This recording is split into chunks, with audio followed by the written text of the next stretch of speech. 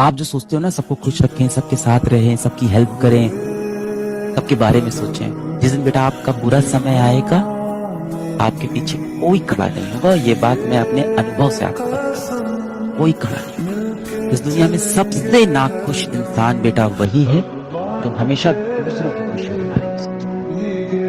अगर आप अपने आप को टाइम रहते नहीं कंट्रोल कर पाए, फिर टाइम आपको कंट्रोल करेगा। बहुत कम लोग होते हैं जिनके पास समय और समझदारी दोनों टाइम पे आ जाती है, वरना अमूमन इन दोनों में उल्टा रिलेशन होता है। आप देखिएगा अभी आपके पास बहुत टाइम है, समझदारी उतनी नहीं होगी।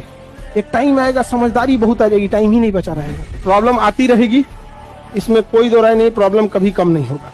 इतना ध्यान रखिएगा, इससे ज्यादा प्रॉब्लम आगे आएगा। और जब तक जिंदा हैं तब तक निंदा होगी। इंसान अच्छा था ये सुनने के लिए मरना पड़ेगा। हमेशा बच्चों से बोलता हूँ कि अपने सपने हमेशा अपनी औकात से ऊपर देखो, एक दिन देखना तुम्हारी औकात तुम्हारे सपनों से बड़ी बन जाएगी। लोग आपको आज ताने देंगे तो आज आप किसी को जवाब मत दीजिएगा, शांत रहिएगा। लड़ाई बड़ी है हमारी, इसलिए मौन है हम। एक दिन हमारी सफलता तुम्हें बता देगी कि कौन है हम। लो कुछ भी कहीं भी इस चीज को कमी कर लो, पर पढ़ाई पे कमी मत करना, क्योंकि बेटा लाइफ अच्छी बनाने के लिए पढ़ाई बेसिक नीड है।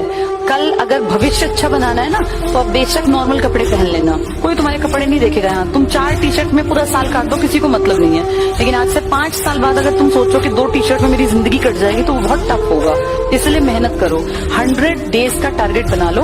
अगर 0 हो तब भी बहुत मेहनत करके अचीवमेंट हासिल की जा सकती है। और इसी बात पे किसी ने क्या खूब कहा है कि लगी आग मेरे घर में तो अब बचा ही क्या है, और बच गया अगर मैं तो जला ही क्या है। सारे महल खड़े कर दोगे तुम अगर तुम खुद में सक्षम हो, तुमने खुद को संभाल के रखना है, क्योंकि इस दुनिया में कोई संभालने में नहीं आएगा, ये तुम ही हो जो खुद को संभाल के रखोगे।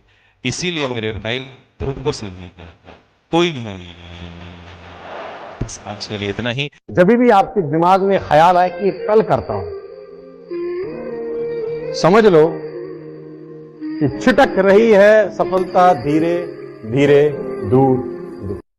कल इस दुनिया में कभी किसी का आता नहीं है सर।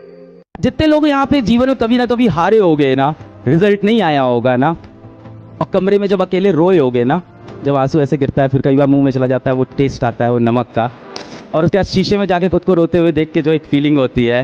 और याद करो रोते रोते जब बीच में आप एक छोटी सी मुस्कान मारते हो, यही है वो दुनिया। उस मुस्कान की जो कीमत है ना, जो रोते वक्त आई है, वो भाई बेशकीमती चीज है। उसको अपने साथ बचा के रखना, उस आग को जला के रखना। मैं सोच भी बदलता हूं, मैं नजरिया भी बदलता हूं, बदलता नहीं कुछ तो मैं लक्ष्य नहीं बदलता हूं, उसे पाने का पक्ष नहीं बदलता हूं। अब तुम्हारे कम से कम 20 रिश्तेदार होंगे। अब हर रिश्तेदार के लड़के के मुंडन में जाओगे तो खत्म। और रिश्तेदारों का काम क्या ये कहना भैया नहीं आओगे तो हम बुरा मान जाएंगे। मान जाओगे कहा बिगाड़ लोगे। फिर आएंगे तुम्हारे बच्चे को दे देंगे 5100 रुपया कि बेटा आ नहीं पाए थे मुंडन में, वो पापा कहने लगेगा तुमको।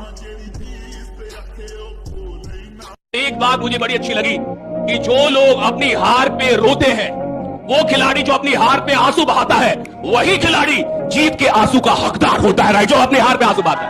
आज से 6 महीने पहले जब हार गए, जब हम वर्ल्ड कप हार गए 50-50 वाला, तो सब लोग रो रहे थे, प्लेयर्स रो रहे थे, खिलाड़ी रो रहे थे, और काफी रो रहे थे सब। और देखिए हार में कौन रोता है? जिसको ये पता था कि जीत मेरी थी। आप हार में कब रोएंगे? हर इंसान अपनी हार पे नहीं रोएगा साहब, हर इंसान अपनी गरीबी पे नहीं रोता, हर इंसान को रोना नहीं आता। क्यों?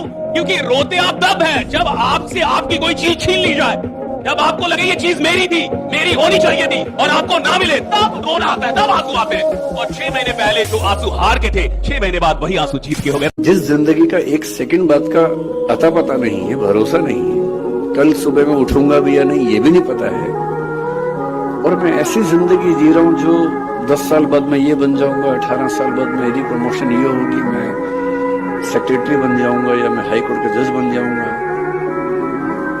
इस अनुभव में जो लोग थोड़े ज्यादा सेंसिटिव हैं, संवेदनशील हैं, वो इस अनुभव को झेल नहीं पाते। आज थोड़ा प्यार जता दूं क्या, तुम मेरे हो सबको बता दूं क्या, और तेरी कलाई जो पकड़ लूं मैं, हाय अपनी जान गवा दूं क्या, मेरा कमरा बहुत उदास है, तेरी एक तस्वीर लगा दूं क्या। जिनके दिमाग लग्जरी में डूब जाते हैं वो गुलाम बन जाते हैं। ये फॉर्मूला याद रखना। रोम के पास इतना पैसा आ गया, इसलिए जो भी सिविलाइजेशन अचीवमेंट की बहुत ऊंचाई पे चली जाती है उससे गुलाम बनने की संभावना बढ़ जाती है। जहाँ भी लग्जरी बढ़ेगी वहाँ गुलामी आएगी ही आएगी। इसलिए अफगानिस्तान को आज तक कोई गुलाम नहीं बना पाया, क्योंकि उसका टरेन ऐसा है कि वो देश कभी लग्जरी में आया ही नहीं। इसलिए अफगानिस्तान को ग्रेवयार्ड ऑफ एम्पायर्स कहा जाता है, क्योंकि उसका जोग्राफिकल टरेन ऐसा है। वहाँ लड़ना है, जीना है तो लड़ना है, एवरीवन इज अ वॉरियर। लेकिन जितनी सिविलाइजेशंस आई और अपनी ऊंचाई में पहुंची, सब मारी गई, क्योंकि एक पीक के बाद इतनी luxury, and luxury makes you weak. Luxury मजा तो बहुत देती है पर तुमको कमजोर भी करती है। इसलिए तुम जितनी चीजें यूज कर सको, तो जो तुम्हारी नेसेसिटी की चीजें हैं उसके अलावा सब छोड़ दिया करो, क्योंकि जीवन में लग्जरी काम नहीं आएगी, पावर काम आएगा।